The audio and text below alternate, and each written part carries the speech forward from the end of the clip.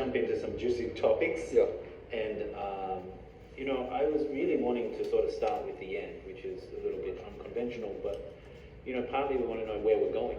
Yeah. Right? Yeah. So where's the Buddha telling us we might be able to go? And what is the highest goal for a Buddhist? And we hear about Nibbana, Yeah. Nibbana. Yeah. And so my sort of question, I wanted to start there. What is this? What is Nibbana? And is that even a good question? Like, is Nibbana a thing? Okay.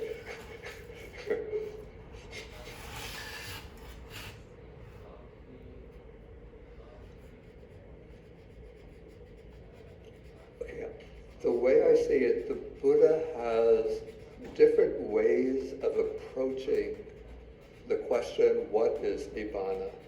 So I would maybe divide his way of characterizing the nature of Nibbana, maybe put it into three categories, three classes. One would be, I use the word metaphysically or ontologically explicit statements about Nibbana. I know ontology and metaphysics, we think the Buddha avoided metaphysics, avoided ontology. I don't think that's the case. In order to talk about anything, you really need an underlying metaphysic. Okay, so ontological or metaphysical statements about Nibbana, then statements extolling Nibbana as a desirable state. Suttas or statements that are intended to inspire in people the wish, desire to attain Nibbana. And then the third category would be suttas which describe Nibbana or even define Nibbana in terms of the task that has to be performed in order to attain Nibbana. Should I elaborate on each of these? Yeah. Okay. In my favor, I'm giving a lecture on Nibbana. This is great. If that's what this is, perfect. Okay, so what I call the ontological or metaphysical perspective. So there are certain words, and I put special emphasis on this because there's a view within certain circles in the Theravada tradition, particularly emanating maybe from a geographical region where Daniel comes from, where you come from, that Nibbana is really just non-existence. Yeah. And so the aim of the Buddha's teaching is to reach that state of non-existence. I have to say, with that, I always think, in that case, the Christian missionaries win. Because they're saying that this teaching has a very beautiful ethics, but it aims at complete annihilation. Okay. So you think that's wrong? Yeah, so I say that there are these terms with an ontological significance that the Buddha uses. Some of the words are dhatu, which we often translate as element, ayatana, base, pada or state, and even the word dhamma, which has a very broad meaning. And so there are suttas which speak about Nibbana as a dhatu. In fact, in the suttas we have, let's see if I can get Amrita Dhatu, that is the one, that is the deathless element. So let us see, Majjhima Nikaya Sutta number 64. The Buddha says that one contemplates the five aggregates as impermanent, dukkha, non-self, and then he uses a few other descriptive terms. And then one turns one's mind away from those things and focuses on the Amrita Dhatu. And then with the mind focused on the deathless element, then one attains either the complete destruction of the defilements, or if there's still some clinging left, the state of non-returning. Can we pause here for a second? So the Buddha is actually saying in this statement that something very familiar, that Buddhist practice is often contemplating the five aggregates and understanding their three natures, right? Yeah. Like and selflessness being, impermanence being one of them, the suffering nature, right? But in this one, the Buddha is saying at a certain point, you turn away from that and focus. I'm interested in the verb. You turn towards the deathless element. What does that actually mean? What does it mean? Is that, I don't think it's in that book, because it's in the Majjhima Nikaya. Let me see if I can find it. So we're actually turning away from this contemplation on the five aggregates as having these three natures, and we're focusing on, I'm interested in the verb, focusing on a deathless element. So why are we turning away from this? Yeah, I think this is not something that just happens sort of willfully, that you're contemplating the five aggregates, and then you think, okay, enough of that, I'm going to turn to the deathless element.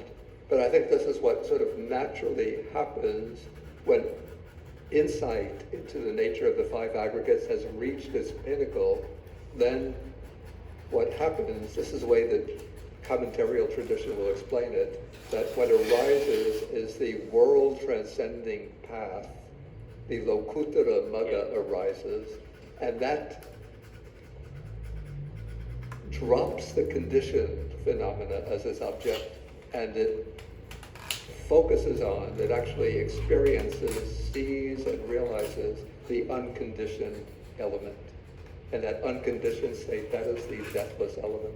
Otherwise known as Nibbana. Right? That is Nibbana, yeah. So so it seems like it's not just like turning away, it seems like as you get to a certain level of realization on the nature of things, you automatically enter into this deathless element, otherwise known as Nibbana.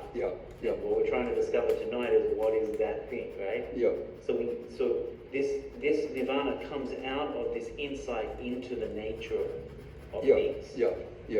In fact, those three characteristics, the three main characteristics of conditioned phenomena are sometimes said to be called doors to emancipation, vimokkha mukha, doors to emancipation, and each one sort of leads the mind to focus upon Nibbana in a different way as determined by the opposition between that characteristic and the nature of Nibbana.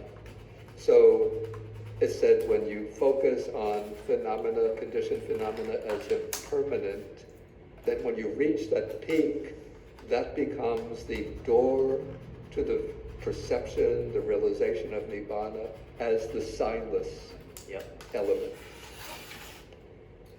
Because it's devoid of the sign or features of conditioned phenomena, of impermanence. If you make the main focus of your contemplation the unsatisfactory or suffering nature of conditioned phenomena, that leads to the realization of Nibbana as the desireless or wishless element. Because Nibbana is sort of the antidote to craving or desire. And then if one focuses, if one's insight emphasizes the non-self nature of conditioned phenomena, then when you reach the world transcending plane, then you experience or realize Nibbana as the sunyata, that's the door of sunyata, of the empty nature. Nibbana as emptiness. So these, contemplating these three natures of things, the five aggregates, they're like doorways to Nibbana. Exactly. Doorways to Nibbana. And it seems like that, depending on which doorway you take, it gives you a different, Nibbana is described differently. Always in the negatively, it seems, or the wishless state, silence. That's interesting. But we're going to say that it's not just a state of nothingness. I'm going through sort of the different ontological terms. So that we started off with the dhatu, with the element. And the word element, it always signifies something that positively exists, that definitely exists.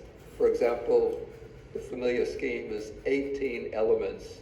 Those would be the 6 sense faculties, eye, ear, nose, tongue, body, mind, their corresponding objects, and then 6 corresponding types of consciousness. So those are 18 elements. Then we have well, there are other schemes about, Yeah. oh yeah, of course, the four elements, the four material elements, earth, water, fire, air, and then sometimes space element is added and consciousness element. So those are things that are actually exist that have a nature of their own. And so Nibbana as a dhatu, the Nibbana dhatu, or asankata dhatu, the unconditioned element, is something that exists that has a nature of its own. Yeah. Okay, then another term that's used is ayatana. And so we have a sutta, we included it in this book actually. So in this book, chapter 6 is all on Nibbana, and there's two short sutras. that Yeah, are I don't think ayatana occurs here, but we No, have base it doesn't. in this book.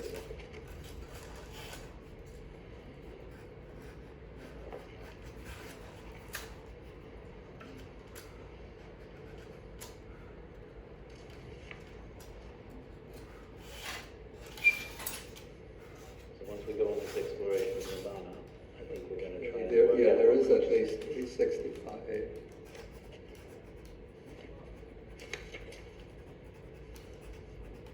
Okay, so here the Buddha says there is that base. Yeah. So this is ayatana, where there is neither earth nor water, fire nor air. Then he mentions different planes of existence, and there is neither this world nor another world, neither sun nor moon. Here I say there is no coming, no going, no standing still, no passing away, and no being reborn. It is not established, not moving without support. This is the end of dukkha, the end of suffering. And these are your arguments for Nibbana being something, not just nothingness, but Yeah. being something more than that ontologically. Yeah, exactly. Yeah.